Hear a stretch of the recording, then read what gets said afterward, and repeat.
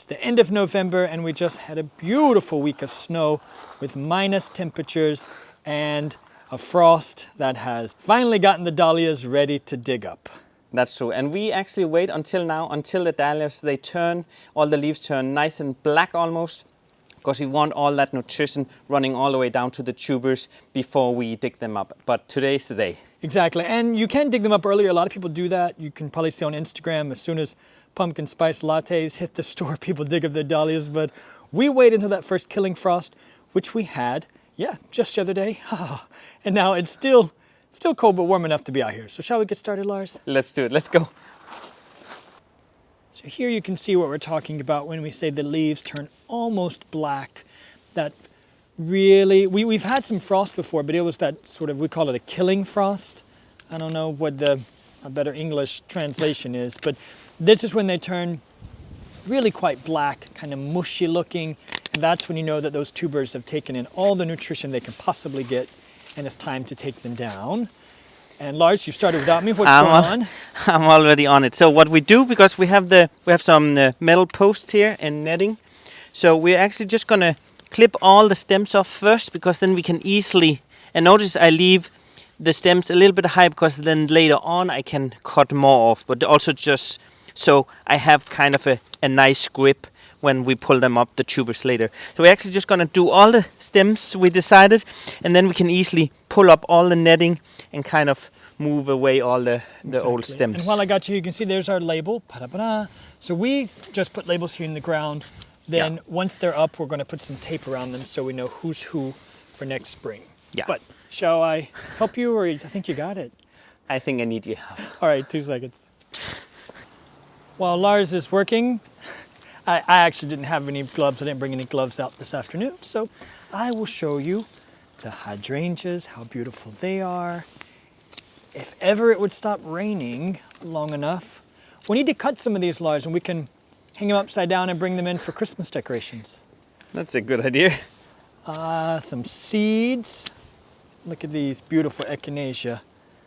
This is one reason why we don't cut down things, because look at how pretty it is this time of year. It also gives nice texture to the garden. A lot. We got a lot of texture. Even this sanguisorba, look at it. They were pink, sort of white pink, fluffy little worms looking like all summer. But yeah, this is what the garden looks like now.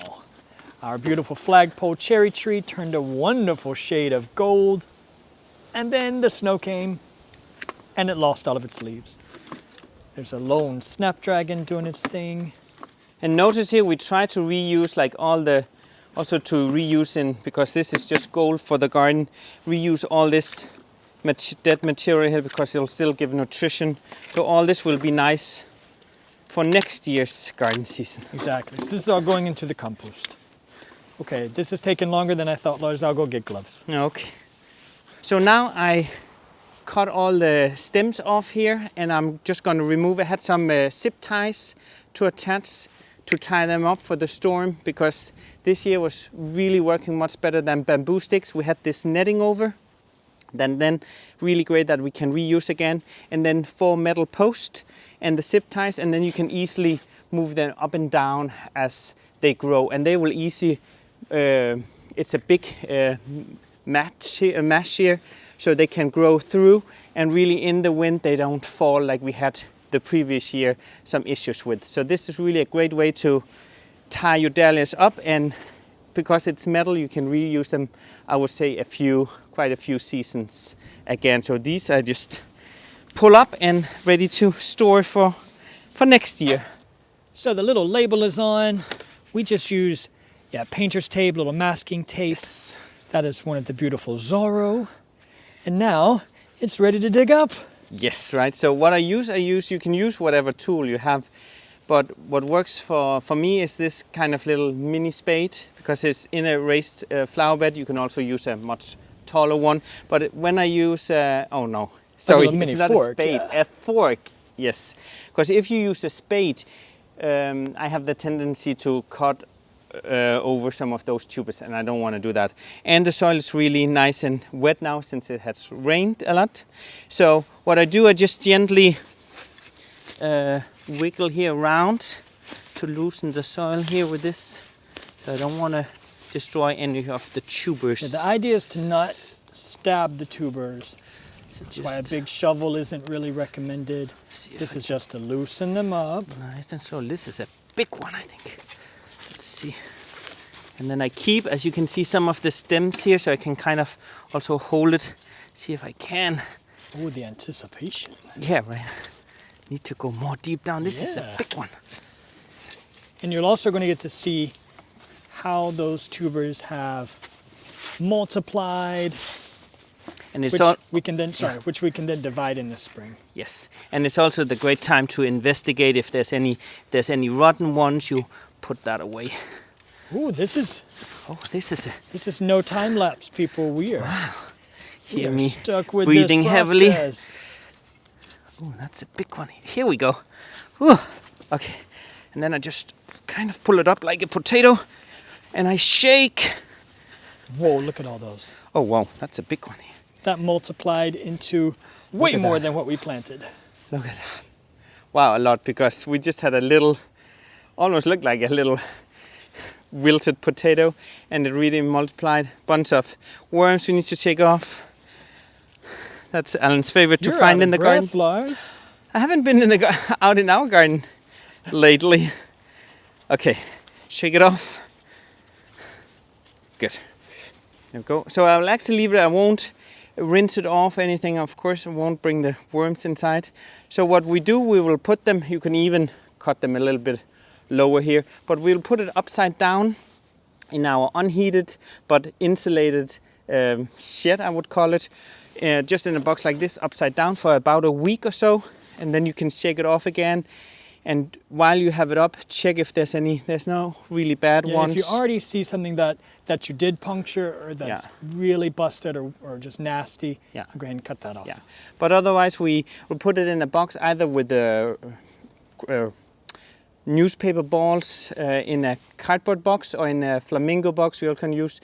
A lot of people use sawdust also, so it doesn't rot. You don't want to have it in a shed where it's like it has to be frost free. Otherwise, you're running the risk of that it will just rot and they will get all mushy. And I have to interrupt. A flamingo box is styrofoam. Yes, we call it flamingo. So it's actually not a box full of flamingos. Yeah, in Danish it's called flamingo, right? Styrofoam is flamingo. Yeah, and flamingo kasse is a styrofoam box. Sorry. Yeah. Instead of people thinking they had to go find rob their local zoo. But this looks really good. A lot of people nowadays, also here in Denmark, kind of leave it in the raised flower beds or out in the garden. But you get the risk of that it will just, if we get a really hard winter, it will get very hard frost. And then you have tubers that will just die. And we don't want to run that risk. So. Well, that's a good point. We're in zone 8A, roughly zone 8A. And technically, we could leave them in the ground. A lot of people do. Yeah. But because we have these raised beds, the temperature in the raised bed is going to be a little different than what's down in the earth. So we always take ours up. And these we're actually donating to the cemetery garden where Lars works. Yes. They're going to have a beautiful new dahlia bed, and we're very blessed to work with a wonderful supplier who gifts dahlia tubers to us every year. So like a local company. So we'll get more next year for free, which we're very thankful for.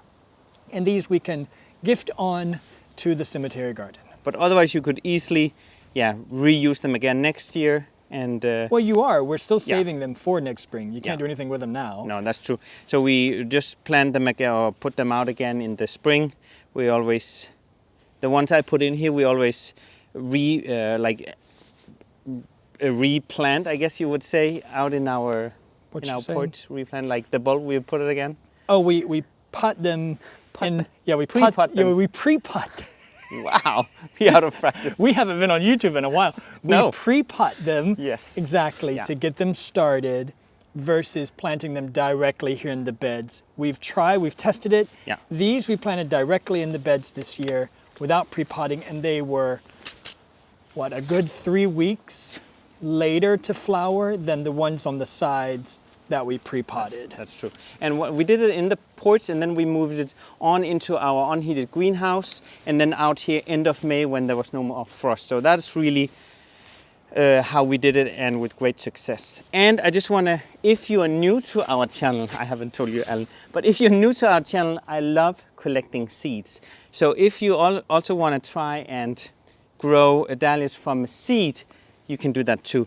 I actually collected some seeds because... Oh, this is a surprise, ladies and because gentlemen. I always have my seeds? seed collecting glasses on every time in the garden, and that's the whole season. I see seeds, perennials. You can really grow your own because it's free seeds and free plants later on. And these ones, great with these dahlias. A lot of people have asked me when they came and visited the garden, but how do you get a tuber from, if you do it from a seed? And the answer is yes. You just don't know, you're not sure about the color. The tuber here, if you divide that, you'll get the same color from the mother plant, or the big tuber you divided, it's the same color. But when you grow from a seed, you're not sure about the color, but I think that's just a great surprise. So what you do, you want to have them all dry, and the ones with the simple flower, the flower buds, or this, you have double dahlias, I don't know even what it's called, but the simple ones, we call it the simple ones here in Denmark, they are more likely to make seeds, but you can also do double dahlias. But this one is from an anemone one, and if you open it up here, you can, if it doesn't fly off, you can see the seeds are right there.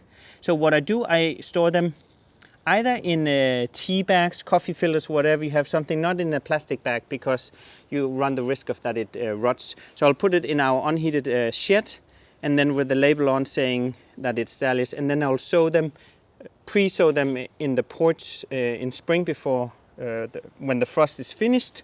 I will plant them out, and then it grows into a big plant, and it will flower and will also create tubers. So it's a fun way to get a different way of getting dahlias. And these are Bishop's children, right?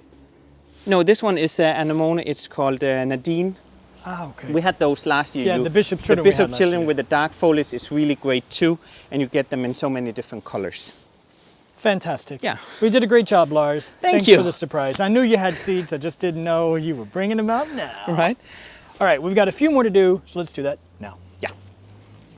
Okay, so we finished, but before I want to let you go, I just want to show what the great thing about jumping to perennials. These are still looking, giving some structure here in the garden, and they will kind of die back. But the great thing about perennial is that they come back every year. If you look down here, they are already starting to sprout new growth down here for next year's flowering. So all these ones starting to die back. I'll just leave it because it'll give also some nutrition, of course, to the perennial, but it'll kind of just go to sleep here when it gets more cooler. So then in the spring we'll just clip it back, either with the shears or heads clipper really quickly, all this, but it just looks nice now. It's just giving some... It really does look nice. There's a lot to look out here. And the other, last week with snow over everything, it was really quite pretty. And the stones, when I should have filmed that. With all the snow and with just the ice, they don't make that crunchy sound anymore. No, it's really quite true. nice. But anyway, there you have it. That's how we're taking up our dahlias this year. We probably won't make any videos until after Christmas. We have some about winter sowing coming up. We'll of course do a look back at the garden where we put together some clips of how the garden looked from all the way back from January until, well, we should have to film December. But yeah, so we just wanted to wish everyone a wonderful, wonderful Merry Christmas, Happy Holidays, Happy New Year. Thank you for all the comments. A lot of people have been really sweet and said that they missed us, which really warms our hearts. You have no idea. But yeah, there's just not that much going on right now. We didn't do much autumn sowing, so didn't have much to show there. We did plant a lot more bulbs. So we've added a lot of bulbs, but that was a really rainy couple of weeks, so we just did the best we could with the time that we had and didn't film that. Yeah. But thank you guys so much for watching today. And like I said, we wish you a wonderful Merry Christmas, and we can't wait to see you all when the garden comes alive in the spring. That's true. And like what we say in Danish, glædelig jul is Merry Christmas. So tak for i dag. And Merry Christmas.